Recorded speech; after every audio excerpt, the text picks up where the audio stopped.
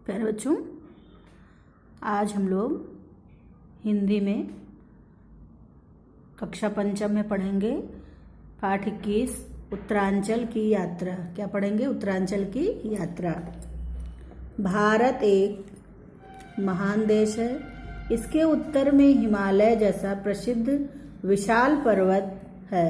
इस पर्वत को हम देवताओं का स्वर्ग कहें, ऋषियों का तपोवन कहें, प्राकृतिक सुषमा का भंडार कहें, पवित्र निर्मल जलाशयों का आगार कहें, हिम का मुकुट कहें, उत्तर का प्रहरी कहें, या संसार का सौंदर्य कहें, या जो कुछ भी कहें वह पूर्ण रूप से सत्य होगा। इस पूर्ण भूमि का भारत के इतिहास से गहरा संबंध है। विशाल हिमालय पर्वत की श्रेणियां कश्मीर से असम तक फैली हुई हैं। इन श्रेणियों में अमरनाथ, बद्रीनाथ, केदारनाथ, गंगोत्री, यमुनोत्री आदि अनेक तीर्थ स्थान हैं, जिनके दर्शन के लिए देश के विभिन्न प्रदेशों के निवासी लालायित रहते हैं। बहुत दिनों से इस पवित्र भूमि के दर्शनों की इच्छा थी, परंतु कार्यक्रम नहीं बन पाता था। इस बार केवल उत्तरांचल के भ्रमण का कार्यक्रम बनाया। मैं अकेले ही इस यात्रा पर निकल पड़ा, जो मेरे लिए बिल्कुल अनदेखी थी। हरिद्वार यह हरि और हर दोनों का द्वार है, अर्थात बद्रीनाथ जो हरि हैं, केदारनाथ जो हर हैं। यहीं से गंगा समतल प्रदेश में प्रवेश करती है। हर की पौड़ी पर स्नान का बड़ा महात्म्य है। यहाँ अनेक देवी देवताओं के मंदिर हैं। उत्तरांचल के दर्शनों के लिए हरिद्वार के प्रमुख 4 धाम हैं: यमुनोत्री, गंगोत्री, केदारनाथ और बद्रीनाथ। इन सबके बीच और आसपास भी अनेक दर्शनीय स्थल हैं। यमुनोत्री जाने के लिए बस ऋषिकेश से मिलती है, जो हरिद्वार के निकट ही अत्यंत भव्य तीर्थ है। यहाँ लक्ष्मण झूला दर्शनीय है। लक्ष्मण झूला दर्शनीय है। यह नगर महाराज सुदर्शन शाह ने बसाया था। यहाँ से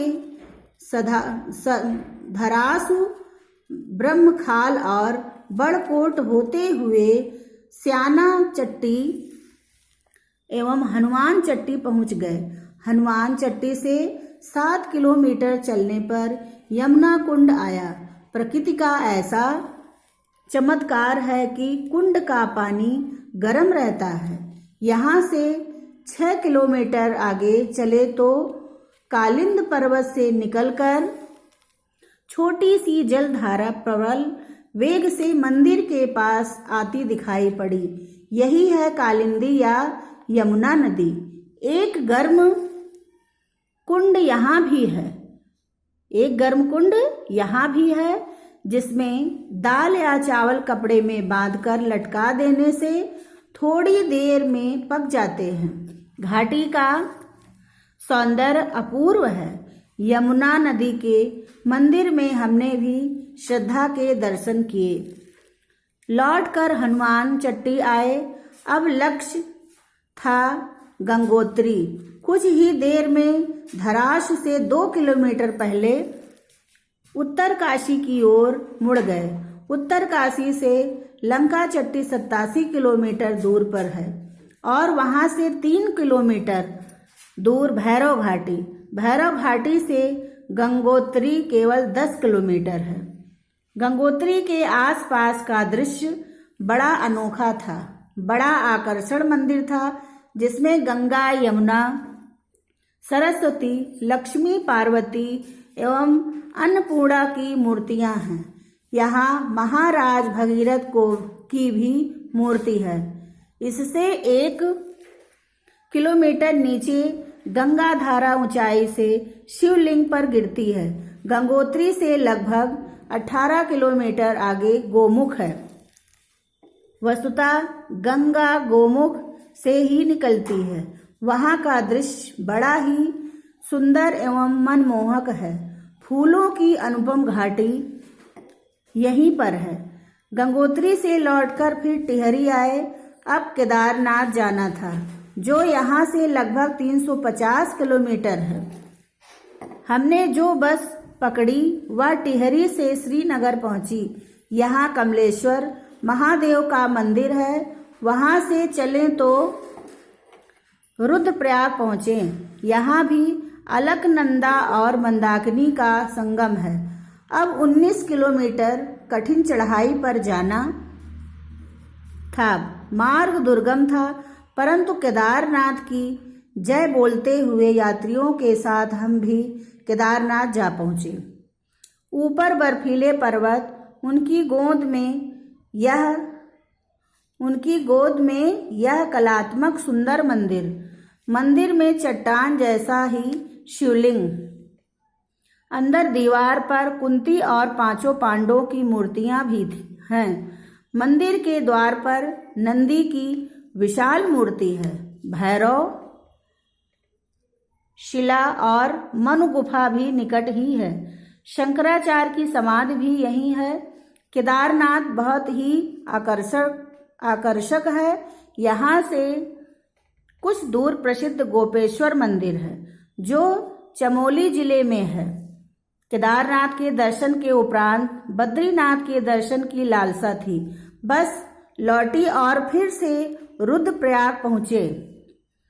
पहले चमोली और फिर चमोली से पीपलकोटी और गरुड़ गंगा होते हुए हमारी बस जोशीमठ पहुंची।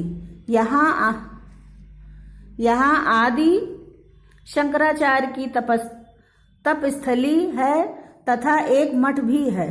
जोशीमठ के आगे विष्णुप्रयाग है, जहाँ अलकनंदा और धौली का संगम होता है। इसके आगे गोविंद घाट पहुँचे। यहीं गुरु गोविंद सिंह जी ने भी तप किया था। हम गोविंद घाट से पांडुकेश्वर होते हुए हनुमान चट्टी आ पहुँचे। इससे आगे पर्वतों के बीच खुला मैदान आता है। इन पर्वतों के बीच में बद्रीनाथ का धाम है। अलकनंदा के किनारे तप्त कुंड है। इसमें स्नान करने से समस्त थकान दूर हो जाती है। कुंड के सामने ही बद्रीनाथ जी का प्रसिद्ध मंदिर है। शंकराचार्य जी ने नारद कुंड से निकाल कर स्वयं बद्रीनाथ जी की विशाल मूर्ति की स्थापना इस मंदिर में की थी। यहाँ अनेक प्रसिद्ध शिलाएं भी हैं। ब्रह्म कपाल भी यहाँ एक प्रसिद्ध तीर्थ है। चारों ओर प्रकृति के वैभव के बीच हमारे सांस्कृतिक तीर्थ भरे पड़े हैं। तो बच्चों, आप सभी पाठ 21 उत्तरांचल की यात्रा को शुद्ध पढ़ेंगे। धन्यवाद।